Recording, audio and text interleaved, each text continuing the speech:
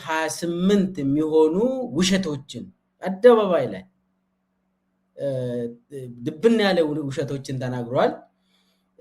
ግን ደግሞ እንደው ሁለት እውነቶችን ስለተናገረ እሱ የተናገረው ከሁለቷ እውነት ብንጀምርለት ይሻላል የሚል እምነት አለኝ። ያው ቀጥታ ወደ ፕሮግራሜ እገባለሁ። ከዛ እሱን ካወራን በኋላ አሁን ትግራይ ምዕራብ ትግራይ ላይ የተከፈተው ጦርነት ላይም ትንሽ ሐሳቤን እሰጣለሁ። እንዴት ነው የተጀመረው? ይሄ ነገር የማን ጦርነት ነው? ለምንስ ዛሬ ተጀመረ? ቀጣይነት አለው ወይ የሚለውን ከብልጽግና መንደር የተወሰኑ ነገሮችን አጣርቻለሁ። እነኚህ ሁለቱ ነገሮች ላይ ነው ፈጠን ያልኩኝ ማውራ። እስከመጨረሻ ድረስ ተከታተሉኝ ያልኩኝ። ቻናሉን ሰብስክራይብ ያላደረጋችሁ ሰብስክራይብ አድርጉ። ላይክ፣ ኮሜንት፣ ሼር ማድረግ እንዳትረሱ። ስለምትከታተሉኝ አመሰግናለሁ። እንግዲህ ከሁለቱ አብይ የተናገረው እውነቶች እንነሳ።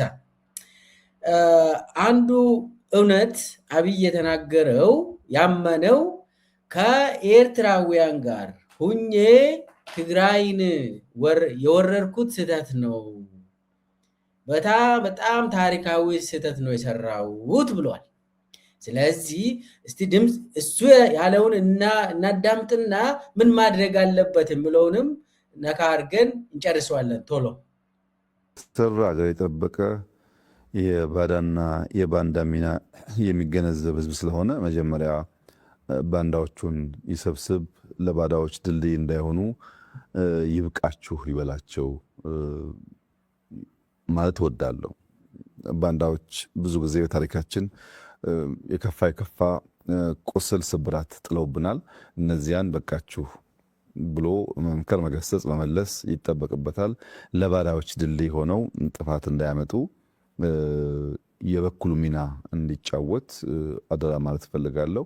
እነዚህ ኢትዮጵያ የተፈጠሩ እንክርዳዶች ለገዳዮች፣ ለሴራ ጎሳሚዎች፣ ጎንጓኞች የጦር መሳሪያ የሚያስታጥቀው ሀገር ሴቱ ነው።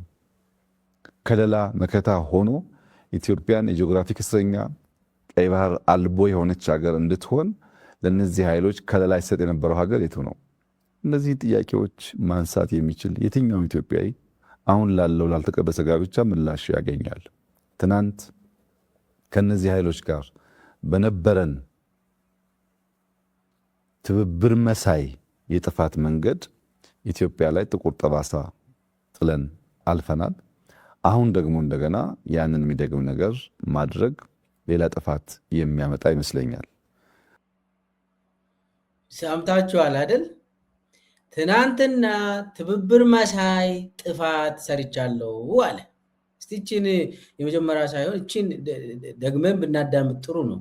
ለነዚህ ኢትዮጵያ የተፈጠሩ እንክርዳዶች ለገዳዮች፣ ለሴራ ጎሳሚዎች፣ ጎንጓኞች የጦር መሳሪያ የሚያስታጥቀው ሀገር ሴቱ ነው።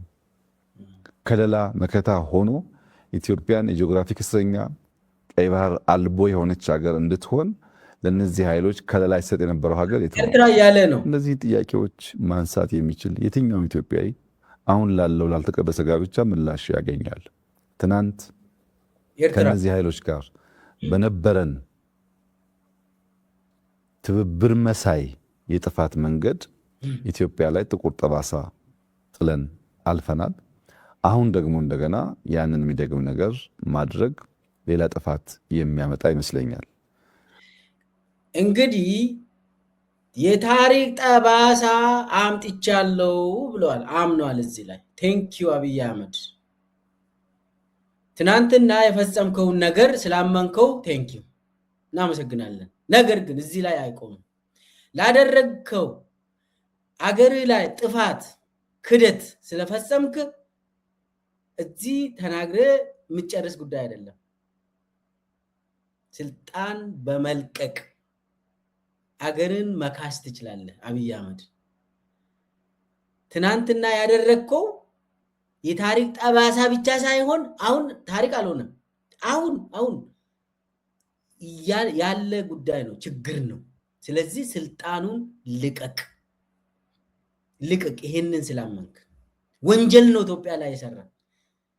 ኢትዮጵያ ላይ የውጭ ሀገር ኃይል የኤርትራ ኃይልን ጋብዘ ኢትዮጵያን አስወረረ፣ ጄኖሳይድ አካሄደ፣ የጦር ወንጀሎችን ፈጽመ። የታሪክ ጠባሳ ብቻ አይሆንም። ወንጀለኛ ነህ፣ ወንጀልን አምናል። ስለዚህ ትንሿ ነገር ስልጣኑን በመልቀቅ ኢትዮጵያ ነፃ እንድትወጣ ማድረግ ነው ካንተ የምንጠብቀው። እቺን ነው በቃ ማድረግ የምችለው አንተ። ያ ካልሆነም ወደፊት ለህግ ትቀርባለህ። አመንክም አላመንክም ወደፊት ለህግ ትቀርባለህ። አንዱ ነች እውነት የተናገረው። ሌላው ደግሞ እሱ እውነት የተናገረው ስለ ብልጽግና ነው።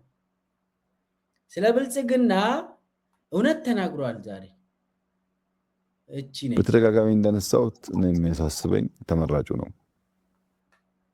ተመራጩ ያሳስበኛል። ምክንያቱም የኢትዮጵያ ህዝብ ሌብነት በቃኝ ብሏል። ሌቦችን ከውስጣችሁ አጥሩ ብሏል። ሌብነት የተንሰራፋበት ብልጽግና አልቲሜት ውጤት አያመጣም ብሏል። ቀን ከሌት የማይሰሩ የማይተጉ ሰዎች ስልጣን ወንበር መጠበቂያ አድርገው የሚያስቡ ሰዎች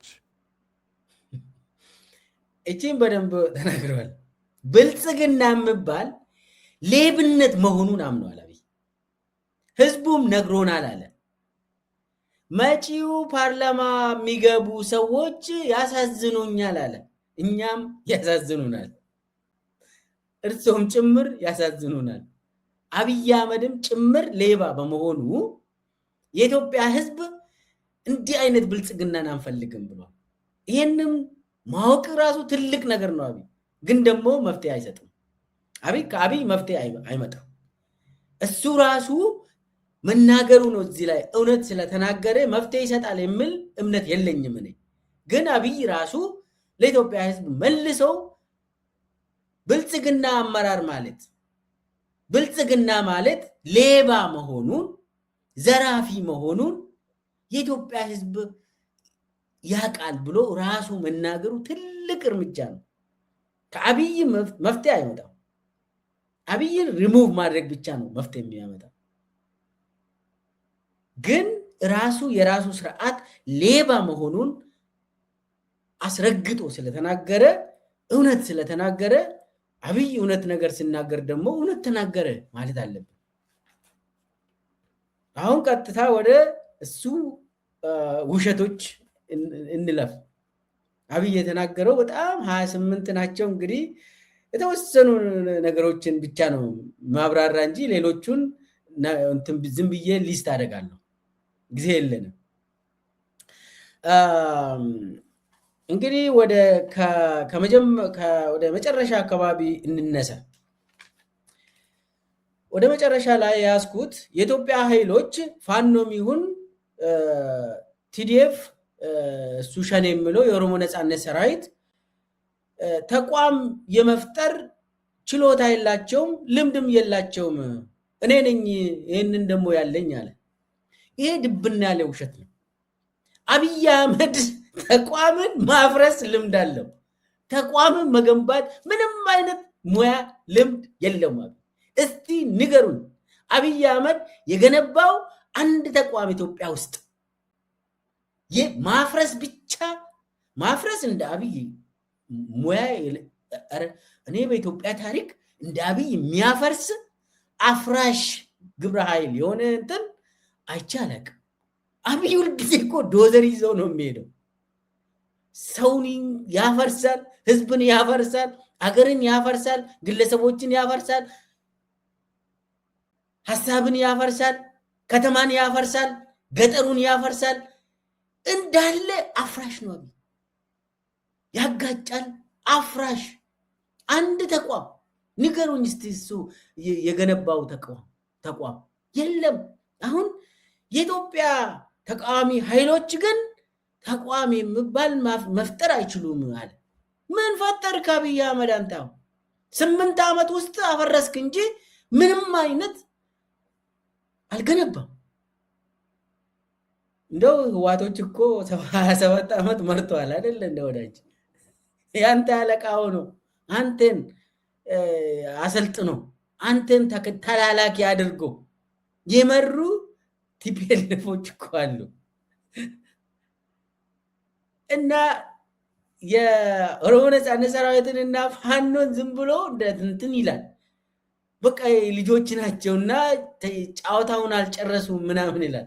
ተው አንተ ሰውዬ፣ ተቃዋሚ ኃይሎች ምናምን ከኔ ውጭ ያሉ አገርን ያፈርሳሉ፣ ሙያም የላቸውም ልምድም የላቸውም ይላል ሰውዬ። ውሸት ነው፣ እንዳለ ውሸት ነው። እንዳም እንደ አብይ አፍራሽ የለም። ይህንን ደግሞ የኢትዮጵያ ህዝብ ያውቃል። አንድ በሉልኝ። ሁለት ከ28ኛ ነው የጀመርኩት። ከ27ኛው ወደዛ ልሂድ። 27ኛ ላይ ደግሞ ያለው የሱ ውሸት 27ኛ የያዝኩት ለቀጣዩ 25 ዓመት ግራንድ ስትራቴጂ ያለን አለ። ለ25 ዓመታት የሚጠቅመን የሚያሰራን ግራንድ ስትራቴጂ በጣም ከፍተኛ። እንግዲህ ግራንድ ስትራቴጂ ማለት እኮ ከብሔራዊ ጥቅም አልፎ የሀገር ፖሊሲ የውጭ ፖሊሲ አልፎ ሙሉ ግራንድ ስትራቴጂ ማለት የዲፕሎማሲ የጦር የኢኮኖሚ የምናምን ለብዙ ዓመታት የሚቆይ ግራንድ ስትራቴጂ የማይለዋወጥ ምናምን ነገር ለ25 ዓመታት የሚጠቅመንን እስከ 2050 የሚጠቅመንን ነገር አውጥተን ይሰራንበት ነው አለ። ድብና አድርጎ ጋዜጠኛው መቼ ነው ያጸደቃችሁት ብሎ አልጠየቅም። እነማን ናቸው እንን የሰሩልህ ከላይ ሙያተኞቹ ምናምን ብሎ ልጁ እኔ አውቀዋለሁ በጣም እየፈራ ነው የሚጠይቀው ልጁ። እና የአማራ ቴሌቪዥን ጋዜጠኛው ይህንን አይጠይቅም፣ ግን ቀደዳውን አብይ ይቀዳል። በጣም አውጥተን ምን አይነት የመሰለ ምናምን ውሸት ነው። አብይ አህመድ በየቀኑ ጦርነትን ማይክሮ ማኔጅ የሚያደርግ ሰውዬ እኮ ነው። እዚች ጋር እንትን ወጣች እዛ ጋር እንዲህ ሆነ እያለ እንትን ማኔጅ በየቀኑ በየዕለት ተዕለት እንትን የሚያደርግ ነው እንጂ ለ2 ቀን ለ4 ቀን ፖሊሲ እንኳን የለውም። አብይ ለ1 ዓመት የሚቆይ ፖሊሲ የለውም። ይቅር እስከ 2050 ምናምን የለውም አብይ። እስቲ ያስቡ 8 ዓመት ገሎ ኢትዮጵያን ገዛ አይደል? 8 ዓመት ውስጥ የት ቆመ? ከዛ የት ገባ? ከዛ የት እንደዚህ ተለዋዋጭ የሆነ ሰውዬ ፖሊሲ የለው። ይሄ ፖሊሲ አይባልም። ግራንድ ስትራቴጂ ይቅርና ፖሊሲ የሆነ የ1 ዓመት ፖሊሲ የለውም። በየቀኑ የሚቀይር በየደቂቃው የተናገረውን የሚያፋልስ ሰውዬ እኮ ነው። እዚሁ ኢንተርቪው ውስጥ እኮ ቁጭ ብሎ ብታዳምጡት 1 ደቂቃ ተናግሮ 3ኛ ላይ የሚናገረው የዛኛውን ሀሳብ ያፋልሳል። ከፈለጋችሁ እሱንም ማውራት ይቻላል። እና ውሸት ነው ለማለት ነው። ግራንድ ስትራቴጂ ያለን ብሎ ሲያወራ እኔ ግራንድ ስትራቴጂ ተማሪ ነኝ፣ አውቃለሁ እንዴት የአገር ናሽናል ኢንትረስት እንዴት ዲፋይን እንደሚደረግ ናሽናል ስትራቴጂ። ይሄ በጣም በሀገር ደረጃ ለብዙ ዓመታት የሚቆዩ ናሽናል ስትራቴጂዎች በከፍተኛ ደረጃ ድራፍት ተደርጎ ለአገር ሲቀረጽ ምን መልክ እንደሚይዙ በዚህ አይነት ሰው ደግሞ ምን ናሽናል ኢንትረስት የሚባል ራሱ አቅም ብሔራዊ ጥቅም የሚባል የማያውቅ ግለሰብ ግራንድ ስትራቴጂ ለ2050 ምናምን አውጥቼ በእጄ ይዤ እኮ ነው እዛ ነው የሚመራ ኢትዮጵያን ይላል። ውሸት ነው። ይሄ እንደዛ የለውም። ከ28 ነው የጀመርኩት 27 ብያለሁ። 26 ላይ ልሂድ። 26 ላይ ደግሞ ምንድን ነው ያለ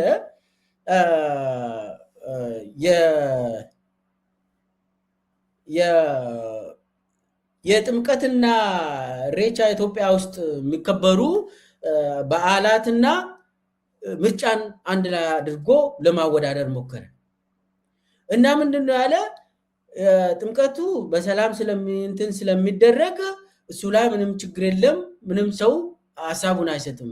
እቺ ምርጫ ላይ ግን በቃ የሆነች ነገር ብትደረግ ሰው ይጮሃል አለ።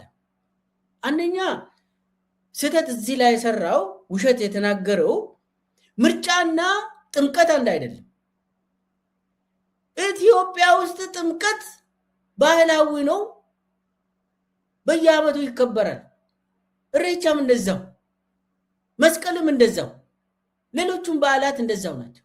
መወልድም እንደዛው፣ ኢድ አልፈጥርም እንደዛው ኢትዮጵያውያን ያከብራሉ። ፖለቲካ አይደለም ይሄ። አብይ ግን ውሸቱን እንትን ለማድረግ የተጭበረበረ ውሸታም ምርጫውን አምጥቶ ከጥምቀት ጋር ያወዳድራል። ምርጫው ፖለቲካ ነው። ኢትዮጵያውያን የራሳቸውን መንግስት ለመምረጥ መፈቀድ የነበረበት ነው፣ ግን ምርጫ አልነበረም። ከዛም ትንሽ ቆይቶ ደግሞ በሰላም አጠናቀቅን ብለው ደግሞ ትንሽ ቆይቶ ቶክስ እየተተኮሰባቸው የቶክስ ድምፅ ሳያስቆማቸው ሰዎች ሂዶ መረጡኛል። ይህ በየሰከንዱ ይዋሻል ለማለት ነው። ከዛ በኋላ ደግሞ ትንሽ ወረድ ብሎ ከሱዳን እኮ እንሻላለን አለ። ከሱዳን እንሻላለን አለ። በእርግጥ አዎ ከሱዳን እንሻላለን መሰለኝ። እኔ ከሱዳን ጋር አልወዳደርም ኢትዮጵያ እና አብይ ከፈለገ ያወዳደር። ኤኒዌይስ ውሸት ነው ይሄኛው። 26 ደግሞ ነው 25ኛ ላይ ደርሻለሁ። 25ኛ ላይ ደግሞ የኢትዮጵያ አሜሪካና ኢትዮጵያን አወዳደረ። እዚች ጋር አሜሪካ እኮ በየቀኑ በቃ ግጭት ነው ያለ፣ ትምህርት ቤት ሰው ይገደላል፣ ይሄ እንትን ሱፐርማርኬት ውስጥ ሰው ይረሸናል አለ። ኢትዮጵያ ውስጥ እንደዚህ አይነት 1% እንኳን ግጭት እኮ የለም አለ። ለምን አለ? በህግ ነው እንትን ያቆም ነው አለ። አሜሪካም በህግ ማቆም ትችላለች አለ። አቤት አቤት፣ መፍትሄው ህግ ነው አለ። አብይ አህመዳውን ህግን ያውቃል። ህግ የሚባል ነገር አልተማረም። ለነገሩ አልተማረም። የተጻፈውን ህግ የማያውቀው ሰውዬ አሜሪካን ሊያስተምር መጣ በውሸት። ኢትዮጵያ ውስጥ በቃ ሰው አይሞትም፣ ትምህርት ቤት ሰው አይገደልም እና ትምህርት ቤት ስለማይገደል አደባባይ ላይ ግን ይረሸናል ሰው። ስለዚህ ሰው አልሞትም። አደባባይ ላይ እንትን ብሎ ደምቢዶሎ አደባባይ ላይ አንድ ዲያቆን አማኑኤል ወንድሙ የሚባል ልጅ ሸኔ ነው ብሎ ህብረተሰቡን ሰብስቦ አደባባይ ላይ ሌሎቹ እንድትማሩ ነው የተሰበሰባችሁት እያሉ በድምፅ ማውጋ በስፒከር ልጁን ረሸኑት። ስለዚህ ምንም ግጭት የለም፣ ሰው አልሞትም ኢትዮጵያ ውስጥ። በየቀኑ በቤተ ክርስቲያን ሳይቀር አባገዳዎች ሳይቀሩ የክልል ፕሬዝዳንቶች ሳይቀሩ ሲገደሉ ግጭት የለም ኢትዮጵያ ውስጥ ለአብይ። አሜሪካ ውስጥ ግን በቃ በየቀኑ ነው አለ እኮ 1% እንኳን ግጭት የለም ኢትዮጵያ ውስጥ አለ። በቃ እኛ ኢትዮጵያ ሰላም ስለሆነች ከአሜሪካ ሰው ወደ ኢትዮጵያ መመለሱ አይቀርም እንደ አብይ ንግግር። ውሸታም 24 ደግሞ ምንድነው ያለ?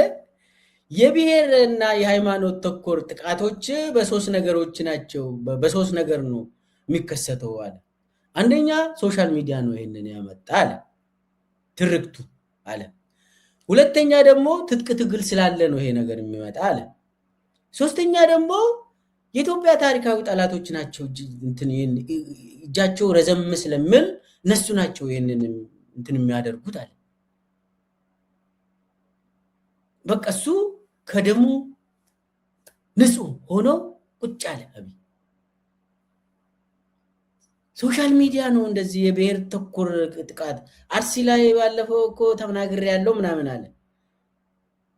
ራሱ የሚያደርገውን በየቀኑ ህዝብ ለህዝብን ግጭት ለመቀስቀስ አጀንዳውን ሆሪዞንታል ለማድረግ የማጋጨት የአብይ ፊሎሶፊ ኔጌሽን ነው፣ የማጋጨት ፊሎሶፊ ነው ብያለሁ ከዚህም በፊት።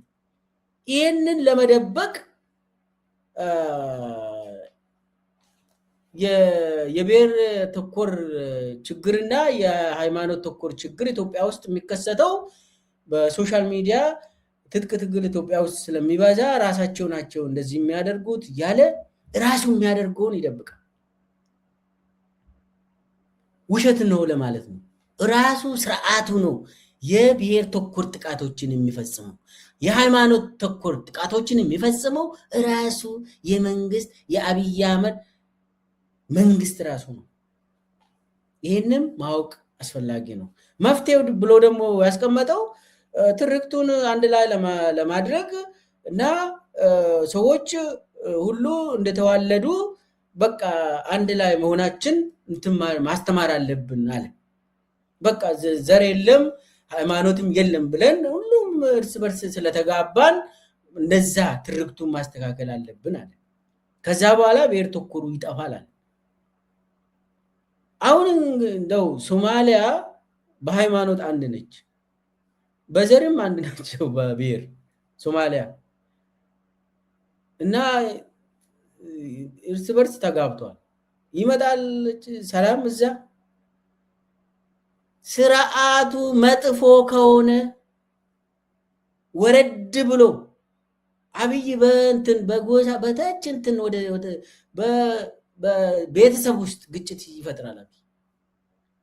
አብይ የሚለው ውሸት ነው፣ አያስኬድም።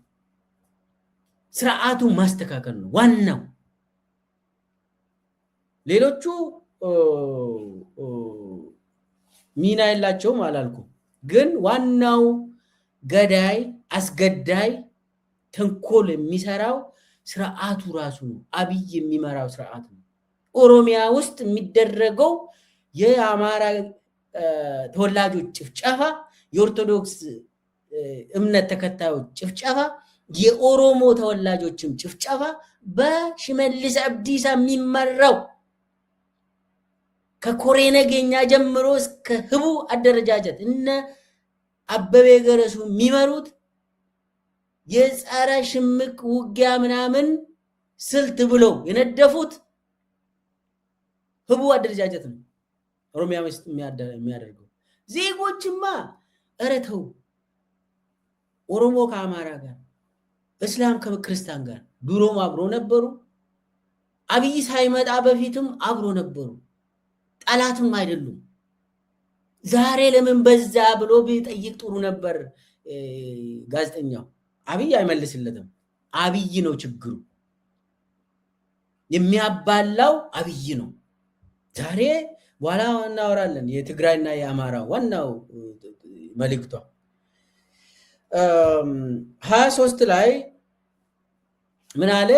የኛዎቹን በሽምግልና እንጨርሳለን፣ ነገር ግን ከባዳ ጋር እንትን ከቆሙ መፍትሄ አይገኝም አለ። የኛዎቹ ብሎ ደግሞ እንግዲህ ፋኖ ምናምን ሻኔ ምናምኑ የኛዎቹ ይላል። እዚህ ጋር መጥተው በጃርሱማ በሽምግልና ልንጨርስ እንችላለን አለ።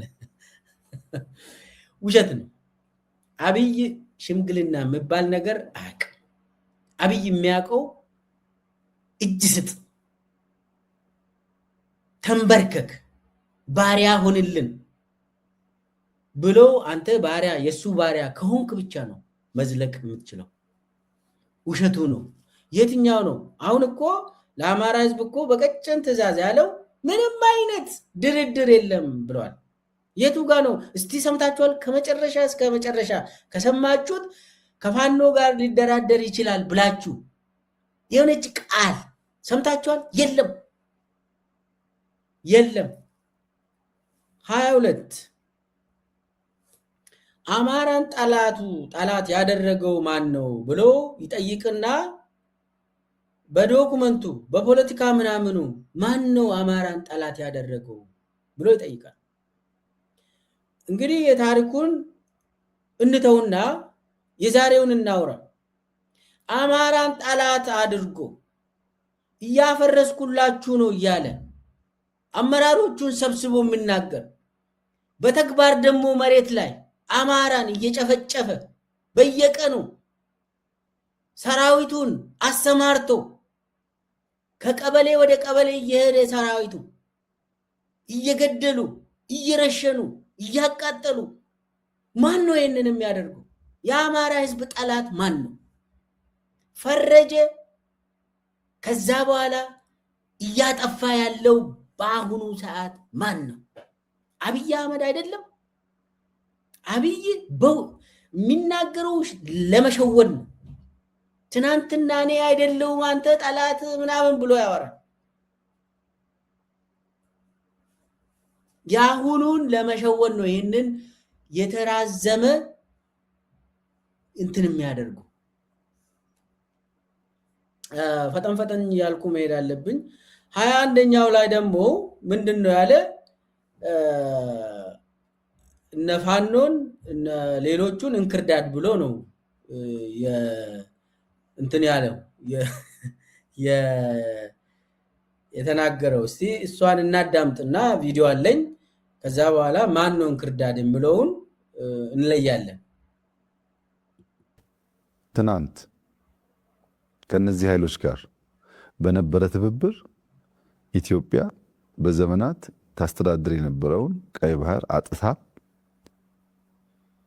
የጂኦግራፊ እስረኛ የሆነችው በነዚህ ኃይሎች ጋር በነበረ ትስስር ነው። ከነዚህ ኃይሎች ትስስር ውጪ ኢትዮጵያን ጂኦግራፊክ እስረኛ ማድረግ የሚችል ምንም አይነት ነገር አልነበረም። የኛው እንክርዳቶች ያልተቀደሰ ጋብቻ ፈጥረው አጠቃላይ የዓለም ሁኔታን ፈቅዶላቸው ነው ኢትዮጵያን አሁን ያለውን ትውልድ ሳይሆን በጣም ብዙ ትውልድ ዋጋ የሚያስከፍል ታሪካዊ ጥፋት የተፈጸመው። ከነዚህ ኃይሎች ጋር የሚደረገው ሌላው ሽርጉድ መሰል ጥፋት ከማምጣት ውጪ ለኢትዮጵያውያን ምንም አይነት ጥቅም አያመጣም። ከነዚህ ኃይሎች ጋር የተደረገውን ትብብር ጥቅምና ጉዳት ለመመዘን አንዳንድ ጉዳዮች ብቻ አስታውሰህ ጠይቀህ ከገመገምክ ሁኔታው ምላሽ ያገኛል። የአማራ ህዝብ እንደ ህዝብ በጠላትነት ፈርጆ የኖረው ማን ነው? የአማራን ህዝብ በድርጅቱ ጽሁፎች፣ ሰነዶች እንደ ጠላት አስቀምጦ እታገለው ያለው ኃይል ማን ነው?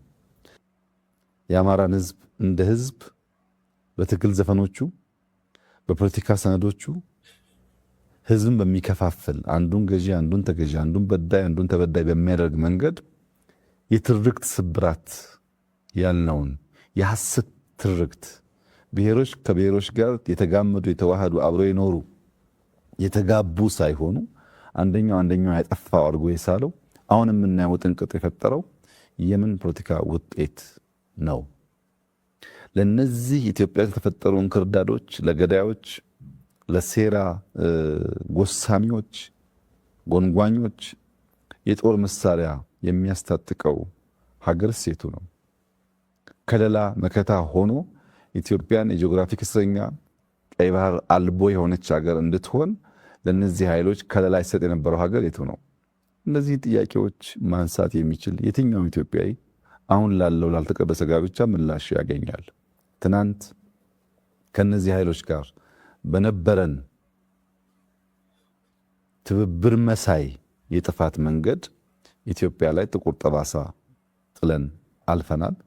አሁን ደግሞ እንደገና ያንን የሚደግም ነገር ማድረግ ሌላ ጥፋት የሚያመጣ ይመስለኛል። አፄ ዮሐንስን ለማጥቃት የመጣ ኃይል፣ አፄ ዮሐንስን ሕይወት የነጠቀ ኃይል ለምን መጣ ብለው ሳይመዝኑ ሄደው ጋብቻ የፈጠሩ ሰዎች ኢትዮጵያን የጂኦግራፊክ እስረኛ አድርገዋታል። ኢትዮጵያን የጂኦግራፊክ እስረኛ እንዴት ሆነች ማንረዳ ብለው ማየት ያልቻሉ ሰዎች ደግሞ ምን ጥፋት መዘዝ ሊያመጡ ዛሬ አዲስ ያልተቀደሰ ጋብቻ ለመፍጠር እየሞከሩ እንዳሉ እዚህ ላይ አብይ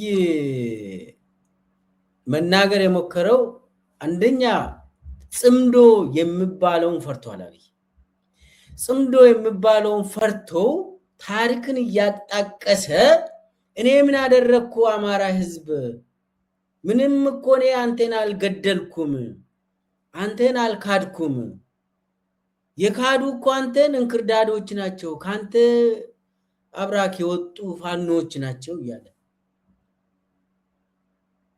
እዛ ላይ ሪፈር የሚያደርገው ኤርትራን በአብዛኛው ኤርትራን ጠላት አድርጎ ወስዷል። ከዛ የትግራይ ኃይሎችን ጠላት አድርጎ ወስዷል። እንዳውም አንዳንዴ የትግራይ ኃይልን የውጭ ሀገር አድርጎ ይናገራል። በነገራችን ላይ በደንብ አዳምጡ። ትግራይን የውጭ ሀገር ህዝብ አድርጎ የማቅረብ አዝማሚያዎችን ትሰማላችሁ። እና የኛዎቹን እንክርዳዶች ምናምን ስል ደግሞ ፋኖውን እያለ እና እዚህ ላይ አብይ ጽምዶን ፈርቷል። እውነት ነው። ጽምዶ የሚያስፈራ ነው። አብይን ያስፈራል። እንቅልፍ የሚያሳጣ ጉዳይ ነው። ያ ቃል አብይ ደግሞ ወንበሩን እንደሚያጣ ያ ቃል አብይ ይሄንን። ስለዚህ አሁን እዚህ ላይ እንክርዳድ ብለው ፋኖን ሰየመ። ያልተቀደሰ ጋብቻ ምናምን ብሎ ራሱ ደግሞ ከዚህም በፊት እኔም ያልተቀደሰ ጋብቻ ገብቼ ነበር፣ የታሪክ ጠባሳ ነው ያ ምናምን። ስለዚህ አንደኛ ፋኖን እንደኔ ታሪክ ጠባሳ ምናምን ባታደርሺ እያለ ይናገራል። የትግራይ ኃይሎችንም እንደዛው ይናገራል። እዚህ ላይ ለፖለቲካ ታክቲክ ብዙ ነገር ማድረግ ይቻላል። ዋናው ዓላማው ምንድን ነው? የሆነ አላያንስ ስትፈጥር ለምንድን ነው ያ አላያንስ የምትፈጥረው? ለምሳሌ አብይ ከኤርትራ መንግስት ጋር አላያንሱን የፈጠረበት ምክንያት ትግራይን ለመውረር ነው። ትግራይ ላይ ጄኖሳይድ ለማካሄድ፣ ትግራይ ላይ የጦር ወንጀሎችን ለማካሄድ ነው። ዛሬ ደግሞ የትግራይ ኃይሎች ለህልውናቸው ብለው እንደውም ፋኖም ቢሆን ለህልውናው ብሎ ከኤርትራ ነዳጅ ቢያገኝ አልጠፋም ብሎ የአማራ ህዝብ የሆነ መውጫ መንገድ ካገኘ ዋናው እንትኑ ምንድነው ነው? ኮንቴክስቱን ማየት ያስፈልጋል። አብይ እዚህ ላይ ውሸት የተናገረው የራሱን ኮንቴክስቱ ምንድነው? ኤርትራን መጋበዝ አልነበረበትም። ስለዚህ አቅም ስላጣ ወንጀል ሰራ። መንግስት ሆኖ ነው ኤርትራን ወታደሮችን የጋበዘው አብይ። ሌላ ደግሞ የሆነ ነገር ቅንጥጣቢ ቢያገኝ እኔ አማራ ህዝብ ላይ እየደረሰ ያለው በደል፣ ትግራይ ህዝብ ላይ እየደረሰ ያለው በደል፣ ኦሮሞ ህዝብ ላይ እየደረሰ ያለው በደል እርዳታ ቢያገኙ ከኤርትራ ይሁን ከእንትን ይሄ የታወቀ ነው። ዓለም አቀፍ ውስጥ የሚታወቅ ነው። የማይታወቅ ነገር ምንድን ነው? የሀገር መንግስት የራሱን ህዝብ ሲያስወርር ነው። ከውጭ ሀገር ወራሪውን ሰራዊት አምጥቶ ሲያስጨፈጭፍ ነው። ይሄ ያልተለመደ ነገር ነው። አብይ ያደረገው ያልተለመደ ነገር ነው። ስለዚህ ውሸት ተናግረዋል። እዚህ ላይ እንክርዳዱ እሱ ራሱ ከሆነ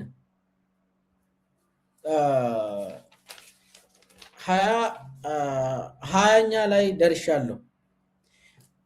20 ላይ ደግሞ ምንድነው የምናገኘው?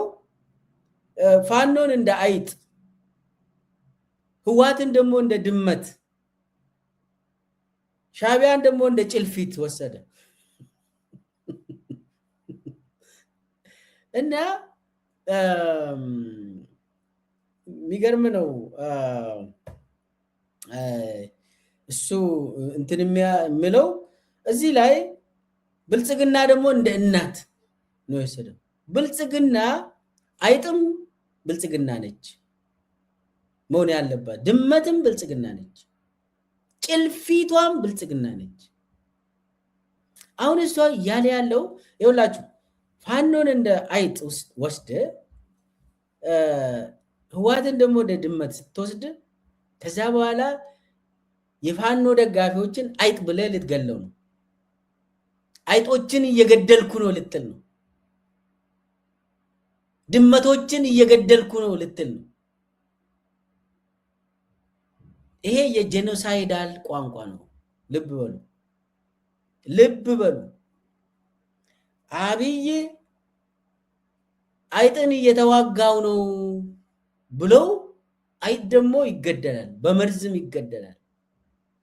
ይሄ አደገኛ ቋንቋ ነው። አዳዲስ ቋንቋዎችን ይጠቀማል። ይሄ ዲስኮርስ እንትን በጣም ዴንጀረስ ነው። ዋናው የጄኖሳይድ የጦር ወንጀሎች መሰረት ዲስኮርሱ ነው እና ይሄ በጣም አደገኛ ስለሆነ ነው ምንናገረው። እዚህ ላይ ጋዜጠኛውን በማዋሸት ጠልፎ ራሱን እንደ እንትን ወስዶ ሌሎቹን እንደ በቃ መጥፋት እንዳለባቸው አድርጎ ስሏል። እዚህ ላይ የኢትዮጵያ ሕዝብ የትግራይም ይሁን የአማራም ይሁን የኦሮሞም ይሁን የትኛውም የኢትዮጵያ ሕዝብ ለመብቱ የሚቆም እንደ እንስሳ ወይ ደግሞ እንደ አይጥ ምናምን መቆጠር የለበትም። አብይ ራሱ እንደ አይጥ መቆጠር የለበትም። ድመትም አይደለም። አብይ ሰው ነው፣ እንደ ሰው ነው መቆጠር ያለበት። ነገር ግን ወንጀለኛ ሰው ነው፣ ለህግ የሚቀርብ ሰው ነው። አብይ ግን ወደዛ ጎትቶ እንትን ሲያደርግ መጨረሻ ላይ እርምጃ ይወስዳል ማለት ነው። እርምጃ እየወሰደ ነው። የአማራ ህዝብን እየጨፈጨፈ ነው። አሁን ምንድነው ትናንትና ምንድነው ያለው? ቢምቢ አለ። ዛሬ እንትኑ ላይ ደግሞ አይጥ አለ። ያሳዝናል። ዜጎች በዛ ደረጃ ተፈርጆ እንትን መባል የለበትም። የከበደ ሚካኤል ምናምን ብሎ የሚወስደው ለህዝብ አይሆንም፣ ለህዝብ አይሰራም። ያ 19ኛው ውሸት ጫካ የገቡት ናቸው አማራ ህዝብን እየበደሉ ያሉት አለ። ኦሮሚያ ህዝብ ላይም ጫካ የገቡት ናቸው አለ። እሱን እንትን አለኝ፣ ቪዲዮ አለኝ፣ እናዳምጠው። ከአማራ ክልል ወደ ጫካ የገቡ ሰዎች፣ ከኦሮሚያ ወደ ጫካ የገቡ ሰዎች ወደ ጫካ ለመግባት የሰጡን ምክንያቶችና አሁን እየሆነ ያለውን ነገር ቆም ብሎ ማየት ነገርየውን ከመሰረቱ ለመረዳት የሚያግዝ ይመስለኛል። ሲገቡ ሲባል የነበረው ህዝቡ በማንነቱ ይፈናቀላል፣ ይገደላል፣ ያን ማስቆም አለብን። አስተዳደር ወሰን ቅድም ያነሳው ጉዳይ ምላሽ ማግኘት አለበት፣ ወይም የትግሉ የዳቦ ስም ለህልውናችን መታገል አለብን የሚል የነበረው። በተጨባጭ ባለፉት ዓመታት ያየናቸው ውጤቶች ደግሞ ሰው ከቤቱ ሲወጣ የሚሸማቀቅበት፣ ለመመለሱ ምንም አይነት ዋስትና የሌለው፣ ከደብረ ማርቆስ ደጀን መሄድ መከራ የሆነበት፣ ሀብት ንብረቱ የሚዘረፍበት፣ አዛውንቶች ትላልቅ ሰዎች የሚገደሉበት፣ መምህራን የሚታገቱበት የሚገደሉበት፣ የአማራ ልጆቹን ለማስተማር የሚቸገርበት ሁኔታን ነው በክልሉ ማየት የቻል ነው። ይህ ነበር ወይ ዓላማው ብለህ በሰከነ መንገድ አያችሁ። ራሱ የሚያደርገውን ፋኖ ነው እያደረገ ያለ። ራሱ የሚያደርገው የኦሮሞ ነጻነት ሰራዊት ነው ኦሮሚያ ውስጥ የሚያደርገዋል። ህዝብን እያሰቃየ እየገደለ እያፈናቀለ ሰው ከቤት ወጥቶ በሰላም መመለስ የማይችልበት ደረጃ ላይ ደረስን ብሎ ይህንን ደግሞ ያመጡት ፋኖና የኦሮሞ ነጻነት ሰራዊት ናቸው አለ። ይህ ድብና ያለ ውሸት ነው። ይሄ የመጣው በእርሶ ስርዓት ነው። ጠቅላይ ሚኒስቴሩ የአብይ ስርዓት ነው። ህዝብን እየጨረሰ እያፈናቀለ እየገደለ ከቀያቸው ከነቀያቸው እኮ ነው የሚያቃጥሉት አይደለ? ይሄንን እያደረገ ያለው የራሱ ስርዓት ነው። ድብን ያለ ውሸት ይናገራል። ዝርፊያ የሚያካሄደው የራሱ ስርዓት፣ የአብይ ስርዓት። ህቡ አደረጃጀቶች አሉ። ግድያ ማን ነው በየቀኑ የሚፈጽመው?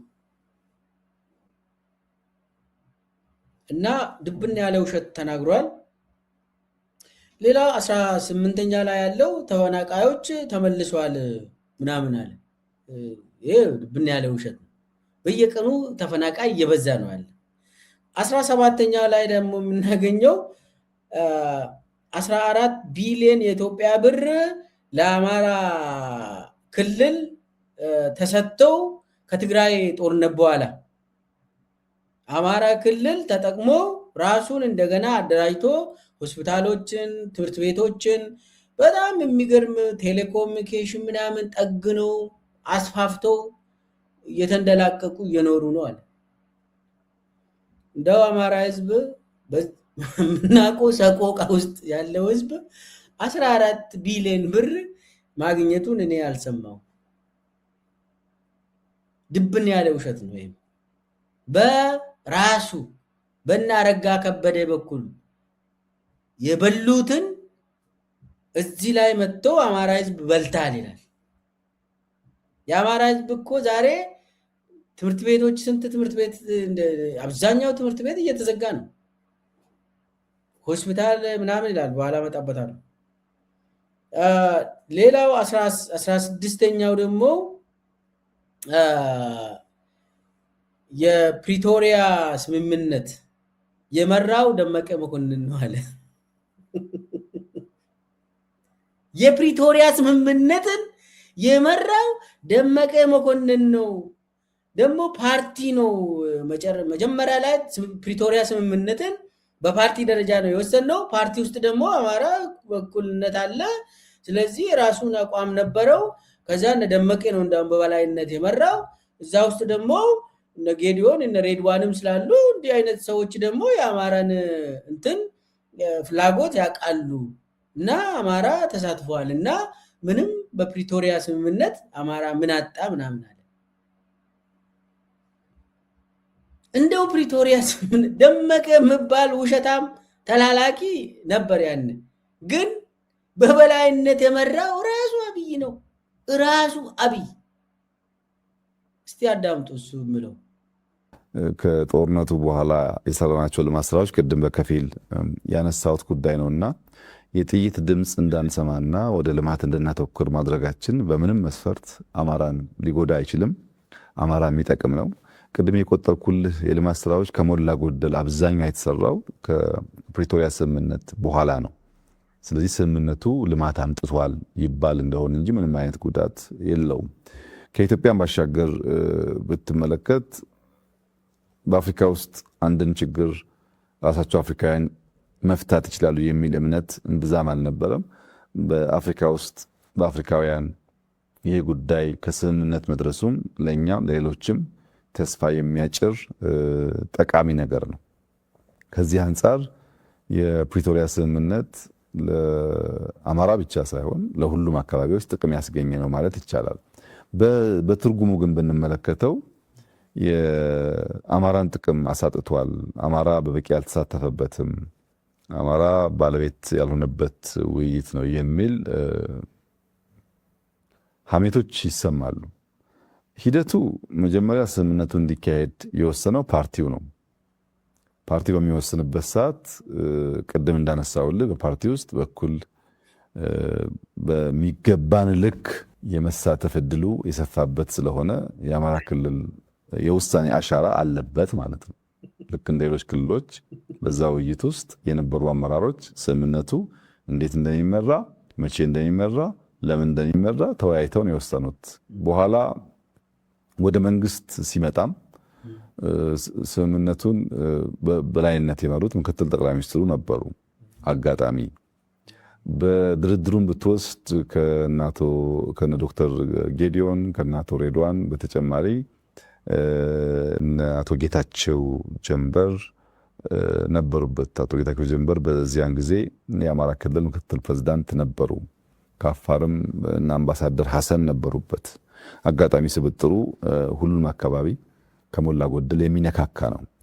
የአማራን ጥቅም በሚጎዳ መንገድ የሚደረግ ስምምነት በእነዚህ ሰዎች ይፈጸማል ተብሎ ማመን አስቸጋሪ ነው።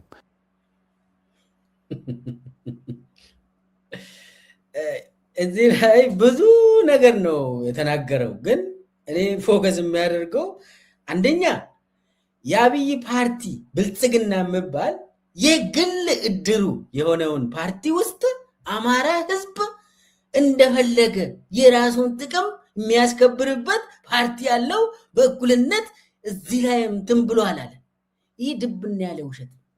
ብልጽግና የሚባል የግል ድርጅት የአብይ የግል ድርጅት ውስጥ አማራ ምንም አይነት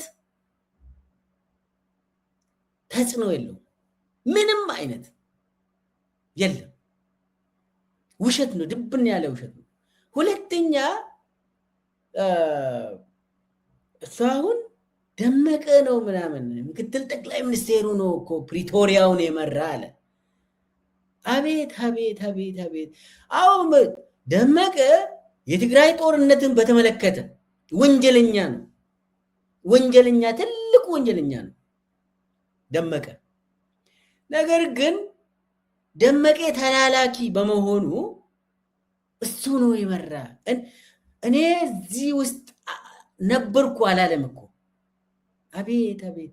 እሱ የኢትዮጵያ ጠቅላይ ሚኒስቴር ሆኖ ፕሪቶሪያ ስምምነት እሱ እንደው ምን እኔ እንደዚህ አንድ ቀን እንኳን ተሳተፍኩ አላለም።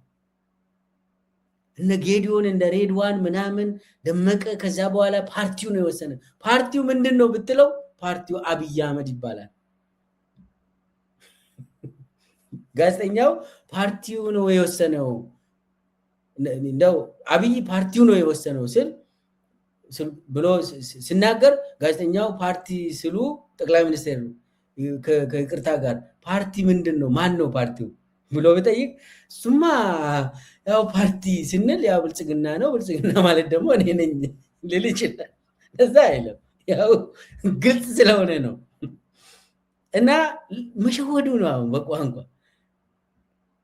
እንትኑ አሁን ባለው ቅኔን እንጠቀማለን አለ። ይሄ ውሸት ነው እንጂ ቅኔ አይደለም፣ መዋሸት ነው። ኤኒዌይስ ድብን ያለ ውሸት ነው የተናገረው።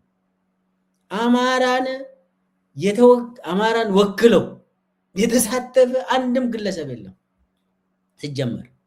አሁን እሱን ፕሪቶሪያ እንደዚህ ነው እንደዚህ ሆነ ምናምን ለማለት አይደለም፣ አብይ ያለውን ነው ውሸት መሆኑን። ከዛ ጋር ተያይዞ ደግሞ ሌላ ያው 15ኛ ብላችሁ መውሰድ ትችላላችሁ። ብዙ እድገት መጣ አለ ከፕሪቶሪያ ስምምነት በኋላ። ለአማራ ህዝብ በጣም እድገት መጣ አለ ከፕሪቶሪያ ስምምነት በኋላ ነው ይሄ መጣ። እንደው የአማራ ህዝብ ሆይ ከፕሪቶሪያ ስምምነት በኋላ የት ጋ ነው ያደግከው? በጦርነት ነው የምትደበደበው፣ ከላይ ከታች፣ በድሮን በአየር በእግረኛ በካድሬ በየቀኑ ትጨፈጨፋለህ። ይሄ ነው እንደ እድገት ከፕሪቶሪያ ስምምነት በኋላ። አብይ ነው እንደዛ ያለ። ቪዲዮ ላይ ማየት ትችላላችሁ። ሌላው ከ14ኛ ላይ መውሰድ የምንችለው ፕሪቶሪያው ተስማማ ነው እኮ ህገ መንግስቱ እንዲከበር ነው አለ። የትኛው ህገ መንግስት ነው አብይ የሚያውቀው? ውሸቱ ነው። ፕሪቶሪያ ስምምነት ለአብይ ስልታዊ ነው፣ ስልታዊ ማፈግፈጊያ፣ ጊዜ ወስዶ ወደ ጦርነት ለመመለስ ነው እንጂ ህገ መንግስቱን ለማክበር ነው ምናምን አለ። ይሄ ውሸት ነው። 14ኛው ምንድነው ያለው? የአማራ ህዝብ ነው።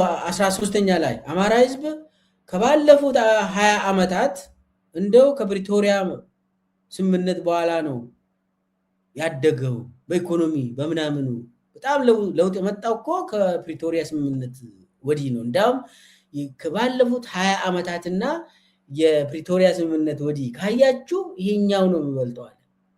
እኔ በምን ስሌት እንደሆነ አይገባኝ። ፕሪቶሪያ ስምምነት ወዲህ አማራ ክልል ላይ የምናውቀው ጦርነት ብቻ ነው።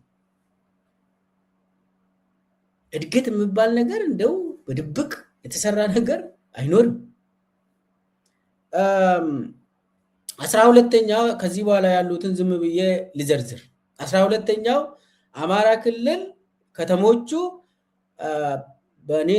በአብይ ዘመን 5G 4G ምናምን የኔትወርክ ከቨሬጅ አገኘዋል።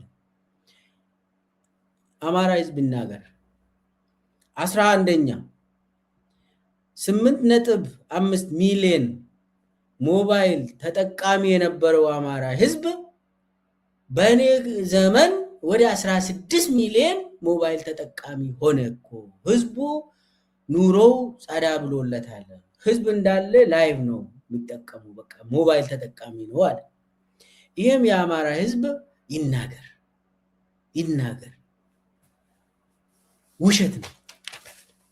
10ኛ የኤሌክትሪክ ሽፋን በአማራ ክልል በኢህአዴግ ዘመን 25 ነበር አለ። በአብይ ዘመን ወደ 40% አሳደግኩ አለ። አማራ ህዝብ መብራት አግኝታል ወይ? 25 የነበረውን በኢህአዴግ ጊዜ በአብይ ዘመን 40% ደርሶልሃል ወይ? ተናገር አንተ። እዛ ጨለማ የምትኖር አንተ ነህ። 9ኛ ውሸት ኮሪደር ልማቱ ለአማራ ህዝብ ስራ አምጥቷል አለ። ለአማራ ህዝብ በኮሪደር የተፈናቀልከው የአማራ ህዝብ ምን ስራ አገኘ? የተፈናቀልከው ስራ ነው እንዴ? ይሄም የአማራ ክልል ከተሞች አካባቢ በመፈናቀል ላይ የተመሰረተ ኮሪደር ብልጭልጭ ለአማራ ህዝብ ያመጣው የስራ እድል ምን እንደሆነ የአማራ ህዝብ ይናገር። ሌላው 8ኛ ውሸት አጠቃላይ ሆስፒታሎች በኢህአዴግ ጊዜ 43 ነበሩ፣ በአብይ አህመድ ዘመን 90 ገቡ አለ። እንደው የአማራ ህዝብ ሆይ አሁንም ይሄንንም ፍረድ። ቁጥር ነው ወይ? 43 የነበረው 90 ደርሶላል ወይ? ከደረሰልህ እንኳን ደስ አለ፣ እንዳልደረሰልህ እናውቃለን፣ ግን ውሸቱን መናገር ስላለብን። 7ኛው መጠጥ ውሃን በተመለከተ እሱ ያወራው ያሳዝናል። በቃ ህዝብ እንዳለ ንጹህ መጠጥ ውሃ እንዳገኘ ነው የተናገረው። ይሄ እኔ እዛ ባልኖርም እንደው እንደዚህ በመገመት ስንት የአማራ ህዝብ ፐርሰንት ውሃ እንደሚያገኝ መናገር ይችላል። ያሳዝናል። አማራ ህዝብ ሌላው 6ኛ ውሸት ላይ ደግሞ ግድብ በግድብ ሆነ አለ። የትኛው ግድብ በግድብ ነው የሆነው? አማራ ህዝብ ምንድነው ግድቡ? ሴቱ ጋር 5ኛው ደግሞ የሚገርም የደበቅን ነው ያለው፣ ባቡር መንገድ የጨረስን ነው አለ። እንትኑን ዝም ብለን እየሰራን ነው አለ። እሱን ደግሞ እናዳምጠው እስቲ። በሚዲያ ብዙ አልተናገርንም፣ አሁንም ብዙ መናገር አንፈልግም፣ የራሱ ውስብስብ ጉዳዮች ስላሉት። ግን የአዋሽ ኮምቦልቻ ሀራ ገበያ ባቡር ስራ እኮ ጀምረናል። እንዳይነገር ብለን አቆይተን ነው እንጂ ስራውን ጀምረናል። በአመት 2 ዓመት ጊዜ ውስጥ እምርታ እንደሚመጣ ይጠበቃል። የማንናገርበት ምክንያት ስራው ብዙ ውስብስብ ጉዳዮች በውስጡ ስላሉበት አሁን የምንሄድበት መንገድ ሌላ ነገር እንዳይስብ በሚል ሲሰራ ህዝቡ ውጤቱን ያየዋል። አሁንም ሲሰራ በአካባቢ ያለ ሰው ያየዋል እና ብዙ መናገር አያስፈልግም ብለን እንጂ ስራውን ጀምረናል።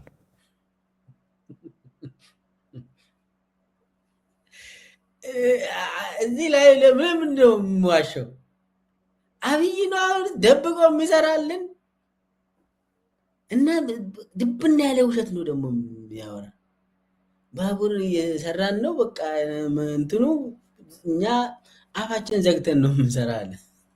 ማንን ነው የሚዋሸው? የአማራ ህዝብን ነው የሚዋሸው? መልሶ ህዝቡን እዛው ያለው ህዝብን ነው የምትዋሸው አብይ። ያሳዝናል። አራተኛው ውሸት በአማራ ክልል ከእጥፍ በላይ ነው የገነባ ነው አለ። መንገድን በተመለከተ የአማራ ክልል ከዚህም በፊት የነበረውን በእጥፍ አሳድገን መንገድ በመንገድ ነው ያደረግነው አለ። እኔ ኦሮሚያ ክልልን በደንብ አውቃለሁ። አማራ ክልልም ከዛ የተለየ አይደለም። መንገድ በኢህአዴግ ጊዜ እንደው ወረዳን ከወረዳ ጋር የሚያገናኝ ዛሬ ተዘግቷል። ጥገና የለም።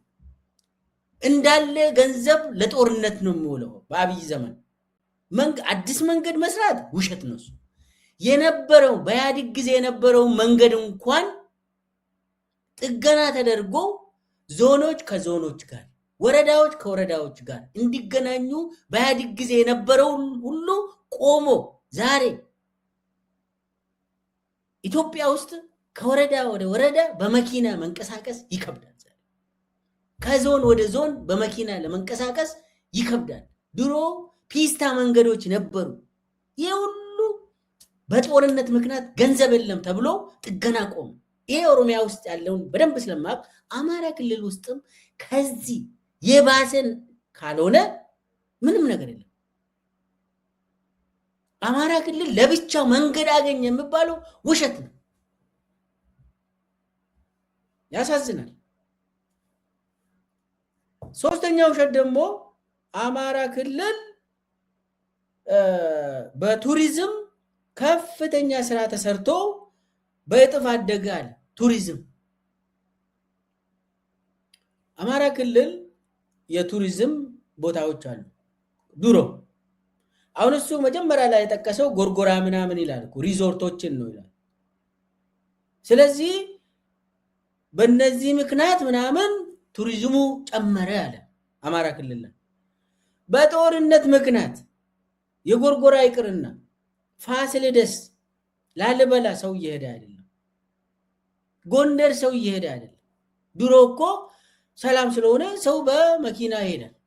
አሁን እኮ ቱሪስት አይደለም። አረጋ ከበደ ከባህር ዳር ወደ ጎንደር በሄሊኮፕተር ብቻ ነው የሚሄደው። ሌላ ቱሪስት በሄሊኮፕተር ነው እንደሚሄደው የለም። ውሸት ነው የሚያወራ ሰውዬው። በየቀኑ እሱ ራሱ ከባህር ዳር እሱማ ከቦታ ቦታ ሄሊኮፕተር ነው የሚጠቀመው። እንደ ተመስገን ጥሩ ነው ሁሉ እናረጋ ምናምን ከዛችሁ ከወረዳ ወደ ወረዳ በሄሊኮፕተር ነው የሚንቀሳቀሰው። ካቢኔው እንደዛ ነው። አማራ ክልል ምን ቱሪስት ነው አማራ ክልል ውስጥ በነፃነት የሚንቀሳቀሰው? በጦር የምታስተዳድረው በቱሪዝም እንትኑ ጨመረ ትላለ እንዴ? ላሊበላ አካባቢ፣ ጎንደር አካባቢ ከዚህም በፊት ተደራጅቶ እዛ ገበሬው እና ነዋሪ የሆነው ከተማ ነዋሪ ጭምር ተደራጅቶ የቱሪዝም ስራ የሚሰሩት እኮ ወጥቶ እየተናገሩ ነው። ስራ አጣን ብሎ ከዚህም በፊት በኢህአዴግ ጊዜ ስራ ላይ የነበሩ ሰዎች ስራ አጣን፣ ቱሪስቶች እየመጡ አይደሉም፣ ምን እንብላ ብሎ በየቀኑ በቴሌቪዥን ያወራሉ። በአማራ ቴሌቪዥን ጭምር ያወራሉ። የአብይ ውሸት እኮ እዛው ቁጭ ብሎ የሚያዳምጠው የአማራ ህዝብ እኮ ይስቃል።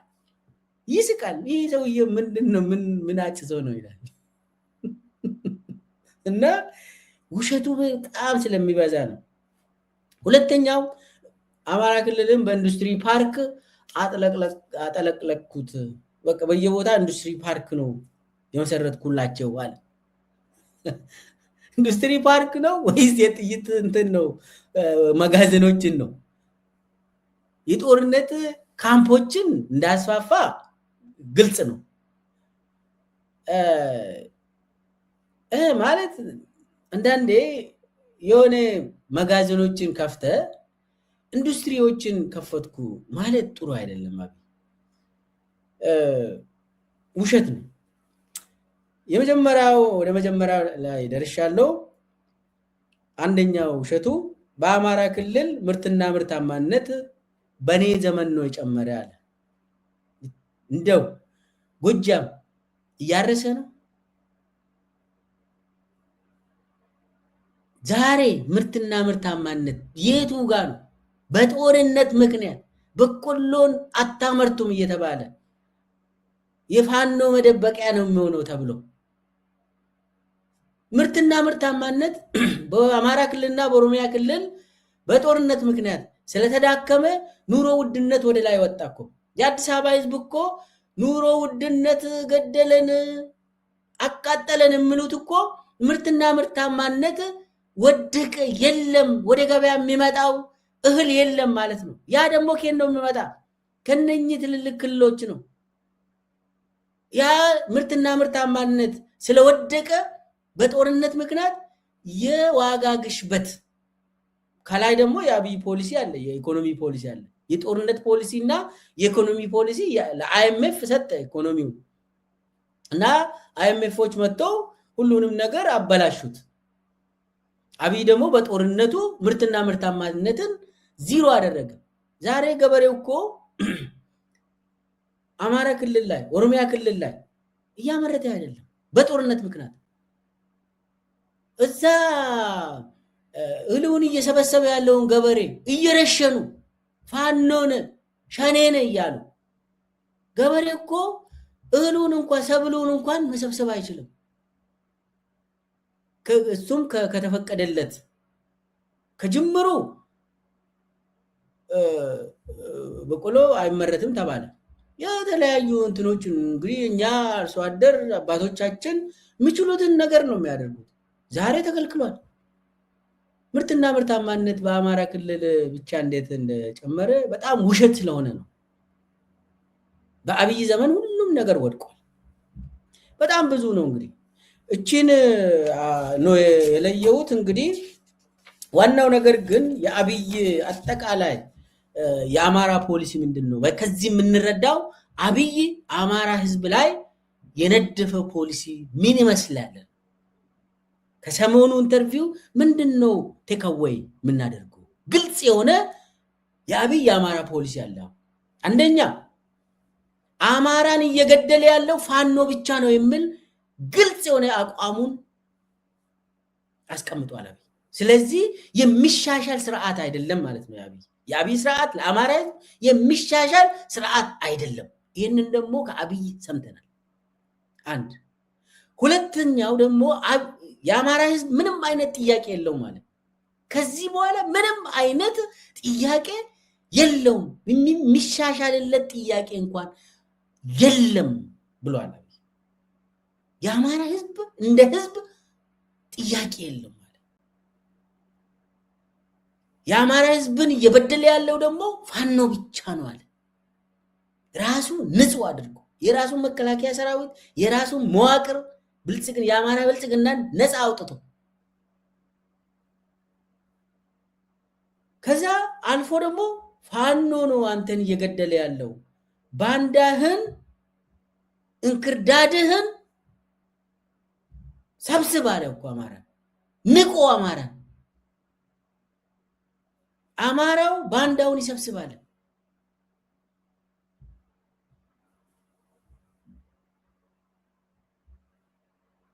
አማራው ባንዳውን ይሰብስባል። ሰምታችኋል ይሄን? ስለዚህ በኤክስቴንሽን አማራ ካልሰበሰበ ይገደላል ማለት ነው። ራሱን ባንዳ ነው ማለት ነው አማራ። ይሄ ነው። ሂዱ አዳምጡት። ባንዳውን ይሰብስባል። ካልሆነ ይጨርሳችኋለሁ ሁላችሁንም ማለት ነው። ፈርቶ የሚናገረውን ሁሉ አቅም አብይ ይህንን የሚናገረው በፍራቻ መንፈስ ውስጥ ሆኖ ነው። አብይ ተጨንቆ ነው ይህንን የሚናገረው። በስሌት እንኳን አይደለም የሚናገረው። ፋኖን ህዝቡን እንክርዳድ እያለ አይጥ እያለ ድመት እያለ አይጥን ሰብስብ ደግሞ ይላል፣ ባንዳን ሰብስብ ይላል። በወሬ ምናምን ነገር ከወሬ ራስን ጠብቃለህ።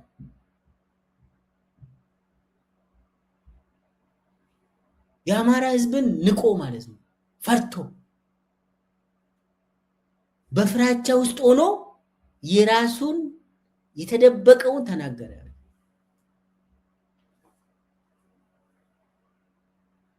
አንዱ ይሄ ነው። እንግዲህ ግልጽ የሆነ ጦርነት አማራ ህዝብ ላይ ያለኝ አቋም አንድና አንድ ነው። የሚፈታ ችግር የለም። ከዚህ በኋላ እነኚህ እንክርዳዱን ደግሞ ባንዳውን ካልሰበሰበ አንድ ላይ አድርጌ እየጨረስኩ እሄዳለሁ ማለት ነው። ይሄ እኮ ግልጽ ቋንቋ ነው የተናገረው። ግልጽ ቋንቋ ነው። ይሄ በጣም ያስጠይቃል። በታሪክ የሚያስጠይቅ ነገ የሚያስጠይቅ ንግግር ነው። ፋኖ ከፈለገ ከተዋጋ ባንዳህን ሰብስብ እንዴት ትላለህ? አማራ ህዝብን በአንድ በኩል አማራ እኔ ነኝ ያንተ ወገን እያልክ ደግሞ እዛ ጋር ለአማራ ህዝብ ምንድን ነው መልእክት ከተስባል ባንዳውን ይሰብስባል።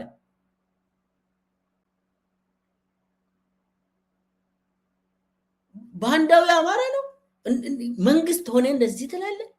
የወረደ ካልሆንክ በስተቀር እንደዚህ አትልም። መንግስት ሆነ እንደው ወደ ውስጥ ትይዝና እንደምንም የአማራ ህዝብ እኮ ጥሩ ነው ምናምን እያልክ ግን እንደዚህ አይጦች ናቸው የሚያስቸግሩት ትላለህ። ይሄ ካድሬ ውስጥ ስለነበርኩ ውሸት ምናምን ነገር አውቃለሁ። እዛ አካባቢ ሲያወሩ እንትን ያደርጋሉ። ውስጥ የሚይዙትን አውጥቶ አይናገሩም። ቃላትን ይመርጣሉ። አብይ አሁን ይህንን ፍርጥርጡን አውጥቶ ባንዳን ሰብስባል። ስለዚህ አማራ ህዝብ ደግሞ ፋኖ ባንዳው ነው ወይስ ትክክለኛ ታጋዩ ነው? አማራ ህዝብ ያውቃል። አብይ አህመድ ግን ጠላት እንደሆነ በግልጽ ያሳወቀበት መልእክት ነው። ስለዚህ መፍትሄ ለአማራ ህዝብ ጠመንጃ እንደሆነ ነገረ። እኔ ቀጥቅጬ ነው የሚገዛል። ይሄ ነው በቃ ቀጭን እንትን ቀጥቅጬ እየገደልኩ እያሰቃየው እገዛለሁ ነው ያለ አብይ። ግን ይችላል ወይ ነው ጥያቄ? አይመስለኝም። ህዝብን አትጨርስም። ህዝብን አታሸንፍም። ፈርተህ ነው አሁን እኮ ይህንን ብትቀበጣጥሩ። ለምን የአማራ ታጋዮች ከትግራይ ጋር ስለተነጋገሩ ይሄ ነው ጭንቀቱ። ሌላ ዋና መልእክቱ ምንድን ነው? የአንተ ጠላት አማራ ህዝብ ወይ የአንተ ጠላት እኔ አይደለሁም ትግራይ ህዝብ ነው ያልከው አብይ። እንደዛ ነው ያልከው እና የአማራ ህዝብ ጠላት ትግራይ ህዝብ አይደለም። የአማራ ህዝብ ጠላት የትግራይ ህዝብ ጠላትም አንድ ግለሰብ ነው፣ አብይ ነው እና የእሱ ስርዓት ነው። አብይ የሞከረው ዋናው እዛው እንዲጋጩ እዛው መባላት አለባችሁ እያለ ይህንን ነው መልእክቱ። እኔ አይደለውም የአማራ ጠላት ፋኖና ወያኔ ናቸው፣ ከዛ ደግሞ ኤርትራ ናቸው ብሎ ነው ቁጭ ያደረገዋል። የአማራ ህዝብ ግን ጠላቱ ማን እንደሆነ ያውቃል። እንደ ህዝብ ኢትዮጵያ ውስጥ ጠላት የለም። እንደ ህዝብ ስርዓት ሁልጊዜ ጠላት ነው። የስርዓት አስቸጋሪነት ይታወቃል እና በጣም የሚያሳዝን የአብይ የአማራ ፖሊሲ ግልጽ ነው ማለት ነው። የአማራ ህዝብ ከዚህ ተነስቶ ምን አይነት እርምጃ መውሰድ እንዳለበት እንደገና የራሱን ፖሊሲ ማየት ማጠናከር እንዳለበት ከዚህ ይገመታል። ሌላው መጨረሻ ላይ መናገር የሚፈልገው ሰሞኑን ነው። ትናንትና ወይ ዛሬ ነው የጀመረው የምስራቅ ምዕራብ ትግራይ ላይ ጦርነት አብይ በኢትዮጵያ አቆጣጠር እንግዲህ ዛሬ ጠዋት ምናምን ጦርነት ተካሂዷል፣ ተጀምሯል ምዕራብ ትግራይ። ያ ጦርነት ምንድን ነው ብለን ብንጠይቅ አንደኛ ጦርነቱን የጀመረው አብይ አህመድ ራሱ ነው። አንዳንድ ነገሮችን ጠይቄያለሁ። አብይ በግፊት ነው ይህንን ጦርነት የጀመረው፣ በዩኤኢ ግፊት ነው። ይሄ ጦርነት በአብይ እቅድ የተጀመረ ጦርነት ነው። ዋናው ዓላማው ሱዳን ውስጥ የዩኤኢ የሆኑ አርኤስኤፎች እየተሸነፉ ነው እና ሱዳን ውስጥ በጣም እየተሸነፉ ስለመጡ የዩኤኢ ጃንጃዊድ ሚሊሻ በኢትዮጵያ በኩል እየሸሹ ከቤንሻንጉል ጉሙዝ ሁሉ ወጥቶ ወደ ወለጋ ካምፖችን እየቆፈሩ ነው። አርኤስኤፎች መንዲ ላይ ካምፕ እየመሰረቱ ነው ወለጋ ውስጥ ለአርኤስኤፍ እና የሱዳኑ ጦር የበላይነት በተለይ የአልቡራን ሰራዊት የበላይነቱን እያሳየ ነው ሱዳን ውስጥ። ስለዚህ ዩኤኢ እየተሸነፈች ነው። ባለፈው በምዕራብ ኢትዮጵያ በተለይ በቤንሻንጉል ጉሙዝ አካባቢ የኢትዮጵያ ኩርሙክን ጭምር ከሱዳን ኩምሩክን ከኢትዮጵያ ኩርሙክም የአርኤስኤፍ ሰራዊት እና የኢትዮጵያ ሰራዊት ተባሯል በአልቡራን ሰራዊቶች እና ምንድነው የሆነው? በሙሉ በሱዳን በኩል ያለው በኢትዮጵያ ማለት በምስራቅ ሱዳን አካባቢ የነበሩ አርኤስኤፎች ተሸንፎ እየወጡ ነው። ስለዚህ አሁን ዩኤኢ ቀጭን ትዕዛዝ ለአብይ የሰጠችው የኢትዮጵያ መከላከያ ሰራዊት ሱዳን ውስጥ መግባት አለባቸው፣ በተለይ ደግሞ በአልፋሻጋ በኩል የኢትዮጵያ ሰራዊት ሱዳን ውስጥ መግባት አለባቸው ብላ ዩኤኢ ስላዘዘች አሁን ዛሬ የኢትዮጵያ ሰራዊት አልፋሻጋ ገብቷል፣ ሱዳን ውስጥ ገብቷል። በጎንደር በኩል ነው የገቡት እና በጎንደር በኩል ገብቶ የሱዳኑ ሰራዊት ይህንን በሚዲያ ላይ መግለጫ ሰጥተዋል። በነገራችን ላይ ይሄ እንትን ሚዲያ ላይ ኒውስ ሆኖ ወጥቷል ኦልሬዲ። ያ ደግሞ በላይ በኩል ደግሞ በትግራይ በኩል ደግሞ የምዕራብ ትግራይ ላይ አብይ ሰራዊት ትንኮሳ አድርጓል። ይሄ ምንድን ነው? በአሁኑ ሰዓት አብይ የሚፈልገው እቺ ምክክር ምናምን ነገር ጨርሶ እንደው እንኳን ደስ ያላችሁ ንግስና ነው የሚፈልገው አብይ። ነገር ግን የዩኤኢ ጫና ስለበዛበት ትንኮሳ ተደርጎ ህዋቶችን ወደ ጦርነት እንዲገቡ ነው። ህዋቶችን ወደ ጦርነት ጎትቶ ለማስገባት ነው ይሄንን የጀመሩት። በዚህ ሰዓት እርግጠኛ ነኝ ህዋቶቹ ቲዲኤፍ አብይ ወዳዘጋጀው ወጥመድ አይገቡም። እነሱ በሚፈልጉት ሰዓት ሊጀምሩ ይችላሉ። ቦታውን የሚወስኑት እነሱ ናቸው። የት ነው የምንጀምረው? ከፈለጉ መጥቶ አዲስ አበባ ላይ ነው የምንጀምረው ካሉ እንዴት ነው የምንጀምረው ነው የሚጠይቁት። ወይ ምዕራብ ኢትዮጵያ ላይ ነው ወይስ ምስራቅ ኢትዮጵያ ላይ ነው የምንጀምረው? ሁኔታው በፈቀደ ቦታ ነው ቦታና ጊዜ ነው የሚጀምረው። ጦርነት በራስ እቅድ ነው እንጂ ዝም ብለህ ሰው ስለጀመረ አትገባበትም። ምናልባት ትግራይ ኃይሎች አብይ ገፍቶ በምዕራብ ትግራይ የጀመረውን በራያ በኩልም ገፍቶ ወደ ማዕከሉ ትግራይ የሚገባ ከሆነ የትግራይ ኃይል የግድ ጦርነቱን ይጀምራል ማለት ነው። የአሁኑ ጦርነት እንደ ከዚህም በፊቱ በድሮን አብይ ይሞክራል። ያ ፕሮቮኬሽን ይባላል። ስለዚህ አሁን የትግራይ ኃይሎች በራሳቸው የጦር እቅድ ካልሄዱበት አሁን በዲፕሎማሲ ቋንቋ የትግራይ ኃይሎች አሸናፊ ናቸው በአሁኑ ሰዓት። ለምን ጦርነቱን ያሁኑን ፕሮቮኬሽኑን የጀመረው የአብይ ሰራዊት ስለሆነ አሁን የአብይ ሚዲያ እስካሁን ምንም መግለጫ አላወጣም። ግን የትግራይ መንግስት የአብይ ሰራዊት መጥቶኛል ጦርነት ጀምሯል ብሎ አሳውቋል የትግራይ መንግስት። የአብይ መንግስት ግን ኦፊሻሊ ምንም አላለም።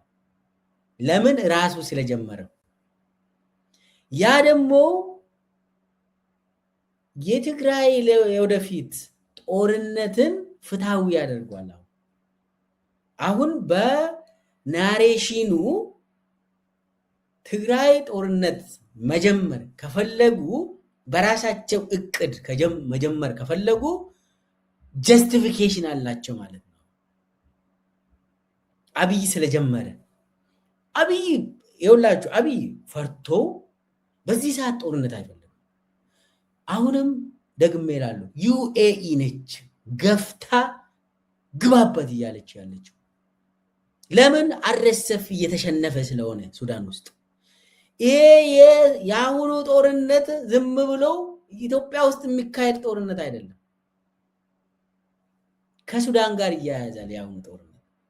ለምን በበላይነት ጦርነቱን የምትመራ ዩኤኢ ስለሆነች ኢትዮጵያ ውስጥም የሚካሄደው ጦርነት ሱዳን ውስጥ የሚካሄደውን ጦርነት እርስ በርስ እንዲናበብ ማድረግ ትፈልጋለች። አሁን በምስራቅ ሱዳን የኢትዮጵያ ሰራዊት እንዲገባ የፈለገችው ዩኤኢ የሰሜኑ ኮርዶፋን አካባቢ የነበረው ወደ ምዕራብ ሱዳን አካባቢ የአልቡራን ሰራዊት የበላይነት እያገኘ ስለመጣ የተወሰኑ የአልቡራን ሰራዊት ወደ ምስራቅ ሱዳን እንዲመለሱ ለማድረግ ምስራቅ ሱዳን ላይ አብይ ገብቶ ቁስቆሳ ፕሮቮኬሽን እንዲያካሄድ ከዛ በኋላ የሱዳኑ ሰራዊት ወደ ምስራቅ ሱዳን እንዲመለስ ከዛ በኋላ ምዕራብ እና ወደ ሰሜን ኮርዶፋን አካባቢ እየተሸነፈ ያለው የአርኤስኤፍ እፎይታ ያገኛል። ስለዚህ በርደን ሼሪንግን ነው የሚፈልጉት ዩኤኢዎች። ዩኤኢ አብይን ግባበት የምትለው በርደኑን ሼር አድርግ እንጂ ለምን ብባል ደግሞ የትግራይ አርሚ ሰባ የሚባል አልቡራንን ስለሚደግፍ አብይ ደግሞ አርኤስኤፍን ደግፍ ብላ ዩኤኢ ነች ይህንን ሁሉም የምትመራ። ስለዚህ የአሁኑ ጦርነት የአብይ ብቻም ሳይሆን የአብይ ተላላኪ ነው። የዩኤኢ ፕሮግራም ነው። የዩኤኢ ስኬጁል ነው። ግን አብይ ተገዶ ስለሆነ ይሄ ደግሞ ፕሮቮኬሽን ነው። ቲፒኤልኤፍ ካልተገደደች በስተቀር የአብይ ሰራዊት ቀጥታ ወደ ማዕከላዊ ትግራይ መሄድ ካልጀመሩ በስተቀር ትግራዮች ወደ አብይ የቀመረውን እና ዩኤኢ ያስቀመጡት የጦር ፕላን ውስጥ ይገባሉ የሚል ግምት የለኝም። አንድ እንደ የጦር ተንታኝ ሰው ጦርን የምታካሄደው ስትገደድ ነው እንጂ በራስ ነው መሄድ ያለብን። ያው ስትገደድ ግን ስትወረድ ግን ያው ዲፌንሲቭ የሆነ ጦርነት ታካሄዳለህ። ነገር ግን ጦርነት የምትፈልገው ከሆነ ደግሞ በተለይ ደግሞ ጥምር ነገር የምትፈጥረው ከሆነ ደግሞ ለምሳሌ ከአማራ ኃይሎች ከኦሮሞ ኃይሎች ጋር ጥምር የሚፈጠር ከሆነ ደግሞ ያ በፕላን ነው የሚደረገው። ቦታው፣ ጊዜው፣ ምን አይነት ኃይል ነው መጠቀም ያለብን የሚለውን ዲፋይን ከተደረገ በኋላ ነው ያ በጣም ከተቻለ ኩዊክ ኤንድ ዲሳይሲቭ ቪክትሪ ለማግኘት ነው። ካልተቻለ ደግሞ ወደ አትሪሽን ነው የሚቀየረው። ነገር ግን በአሁኑ ሰዓት የአብይ ሰራዊት ብዙ ቆሞ የሚዋጋ ሰራዊት ስለሌለው ብዙ የሚቆይ ጉዳይ አይሆንም ጦርነት ከተጀመረ። ነገር ግን አን ኦል አውት ዎር በዚህኛው ይጀምራል የሚል ግምገማ የለኝም። ግን ሊሆን ይችላል ለምን አብይ እና ዩኤኢ ገፍቶ ወደ ትግራይ ወደ እንትን ከሄዱ የግድ የትግራይ ኃይሎች ይጀምራሉ። ያ ደግሞ እንግዲህ ለትግራይ ህዝብ የከፋ ነው የሚሆነው። ያላቸው አማራጭ ደግሞ ራሳቸውን ይከላከላሉ። ያሳዝናል። ዳግማዊ ጦርነት ትግራይ ውስጥ መጀመሩን ማየቱ ራሱ በጣም ይቀፋል እና የትግራይ ህዝብ የሚጠይቀው ራሱን በራሱ የማስተዳደር ነው። እንደ ሀገር ደግሞ ፍትሃዊ የሆነ ውክልናን ይጠይቃል። ያ ደግሞ ህገ መንግስታዊ መብታቸው ነው፣ የዜግነት መብታቸው ነው። ያንን ደግሞ ከልክሏቸው ከበው አስርበው መድኃኒት ከልክሎ ነዳጅ ከልክሎ እህል ከልክሎ ወደ ጦርነት እየወሰደ ያለው አብይ ነው። ይህንን ደግሞ ዓለም ያውቃል። የኢትዮጵያ ህዝብም ይህንን ያውቃል። እንረዳለን ችግራቸው። አሁንም ደግሞ አብይ ራሱ እየቆሰቆሰ ነው ጦርነትን ትቶ። አሁንም ከተቻለ አብይ አያደርግም። ከአብይ ጋር እንደው ኔጎሽየት አድርጌ እንደው የለም እንደዛ አብይ አያደርግም። የለም አየን እኮ። ስለዚህ የመጨረሻ ላይ ያለኝ መልእክት ለአብይ የምትሰሩ ሰዎች እስከ መቼ ነው የኢትዮጵያ ደም በየቦታ ኢትዮጵያውያን ደም የሚፈሰው? እስከ መቼ ነው? 7 ዓመት ሙሉ በአፈሳ ሚሊሻዎችን ሰብስቦ እያስጨረሰ አብይ በትግራይ ጦርነት ባለፈው ጦርነት 1 ሚሊዮን ገደማ ያለቀው የኢትዮጵያ ህዝብ ዜጋ እኮ ነው። ያኮ ሪፖርት አልተደረገም። ለቤተሰቦቹ እንኳን ልጅሽ ሞቷል ተብሎ አልተነገረም። እግር ያጡ እጅ ያጡ መብት የላቸው መንገድ ላይ ያለቅሳሉ። ሆስፒታል እንኳን ሕክምና አጥተው አሁንም ሌላ አማራ ክልል ላይ እየተካሄደ ያለው ጦርነት ስንት ህዝብን ነው እየጨረሰ ያለው? ኦሮሚያ ክልል ላይ የሚካሄደው ጦርነት ስንት ህዝብ ነው ስንት ዜጎችን ነው እየጨረሰ ያለው? አናቅም። መዓት ሰው አልቋል። ይብቃ። ይሄ ደግሞ የሚበቃው አብይን